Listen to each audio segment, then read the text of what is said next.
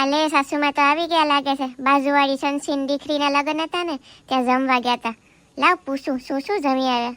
આવી ગયા મમ્મી, કેવા હતા લગ્ન? મજા આવી કે નહીં? હું જમી આવ્યા? લગન તો બહુ સારા હતા હો ડબ્બી, પણ જમવાની બહુ ઠીક મજા ન આવી. કાલે સંસી માસીએ સારું જમવાનું નતું રાખ્યું. બાજુવાળી તો કહેતી હતી કે ખૂબ બધી આઈટમ હતી જમવામાં, કંઈક 100-200 આઈટમ હતી એમ કહેતી હતી. આઈટમો તો ખૂબ ઝાઝી હતી, અડધા તો નામે નથી ખબર પડતી એવી એવી આઈટમો રાખી હતી, પણ સાસ જ નથી રાખી. વિચાર કરતું, આટલો બધો ખર્ચો કર્યો, આટલી બધી વસ્તુ રાખી, સાસ ન રખાય. સાસ વગર માણાને કેવી રીતે પેટમાં મજા આવે, મને તો ઈ જ નથી ખબર પડતી.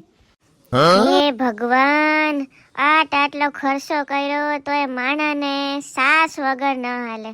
આપણા ગુજરાતીઓને સાસ તો જોઈએ જ, સાસ તો રાખવી જ પડે, નહીંતર આટલો કરોડોનો ખર્ચો કરેલો માથે.